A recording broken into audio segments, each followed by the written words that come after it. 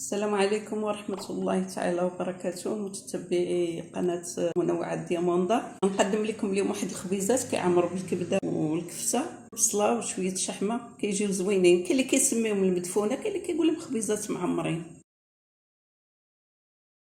عندنا المقادير: عندنا معلقه ديال البزار كحل، معلقه ديال التحميره، معلقه ديال الكمون بهذا الحجم، هذه المعلقه، معلقه ديال قزبر كارم مدقوق، شويه الملح على حساب الذوق، شويه القزبر والمعدنوس. عندنا معلقه ديال الثومه بودره، معلقات كلهم كيكون فيهم هذا القياس.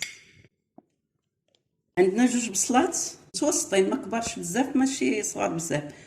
عندنا الشحمه تقريبا 200 غرام، 200 غرام ديال الكفته، 200 غرام ديال الكبده. والعجينه كنديروا فيها 500 غرام ما بين القمح والفرينه، ومن الاحسن يكون القمح اكثر ويكون كومبلي، ماشي هذا ماشي مغربل. ندير فيه شويه الزعتر، زيت العود، الملح والخميره، صافي. وكنعجنو كنخليوه يخمر. كنديروا الشحمه والبصله، كنلوحو عليهم التوابل كلهم مخلطين.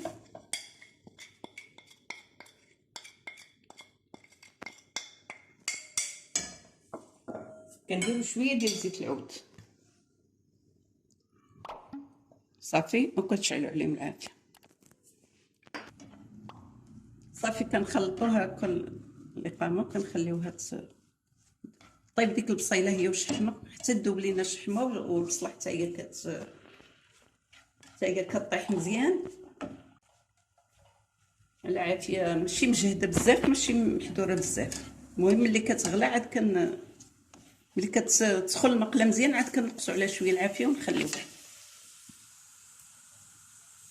اللي غادي تذوب غادي نرجع لكم ان شاء الله. صافي ملي صوطيتها شويه زدت فيها واحد شويه ديال الماء، شويه ماشي بزاف، وغادي نغطيوها ونقصوا عليها العافيه مهيله ونخليوها طيب شويه عاد نرجعوا.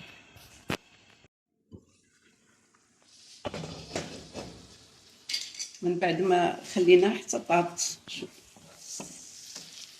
هي ولات بحال لا دابت، شحيمات هي دابت الا شي طريفات اللي بقاو. صافي دابا غادي نزيدو عليها الكفته والكبده.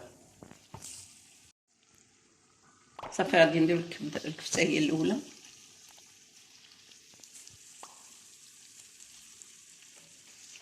كنخلطوها هكا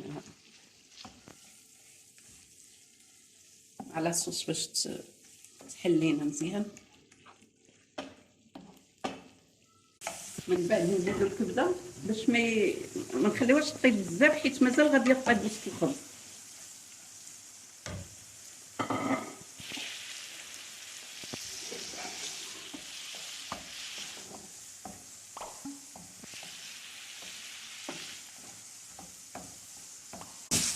صافي كنخليوها هكا حيت مازال غادي طيب في الخبز. في هاد الوقيته كتريقلي الا بغيتي ديري شويه الحار تزيديه، الا بغيتي تشوفي الملح واش هي هذيك. صافي من بعد ما خمرات العجينه هكا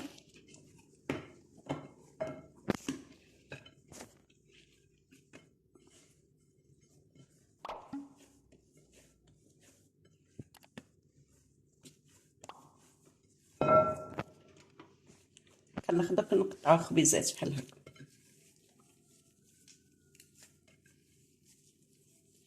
من بعد ما قطعناهم ترخفوا شويه غنديرهم هكا نعمروا.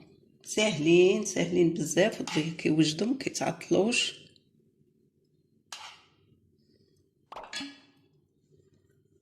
صافي ملي كنحطوا هاد الحشوه لداخل كنجمعوا الزكراس، ما نقرصهمش بزاف، ما كنخليهمش غلاض بزاف وما نقرصوهمش بزاف. صافي كنجمعوه بحال هكا، كتجمع مزيان باش ما تحلش. ندردر عليها شويه القمح، نعاودو الفوق تاني نديرو عليها شويه القمح. صافي وكنحطوها في اللاطه.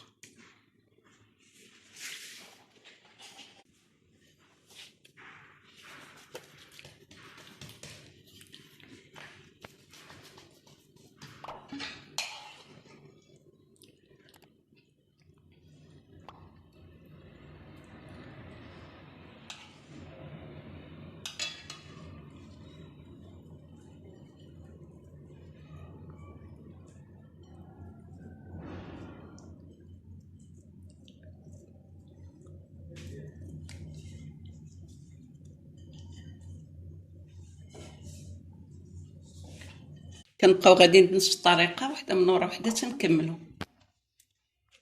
هاد القياس اللي درت عطانا 14 حبه. شوفوا القياس ديالهم. من بعد ما خمروا هم غادي يسخن الفران وغادي نرميهم يطيبوا على درجه متوسطه، بين وبين ما مجهدش بزاف ما طيحش بزاف. هذا هو الشكل النهائي. انا قدمته مع الشلاضه، نتوما كل واحد باش ما عجبو، بغا ياكلهم مع اتاي ياكلهم كيجيو زوينين، بغيت تاكلوا مع الشلاضه كيجيو زوينين.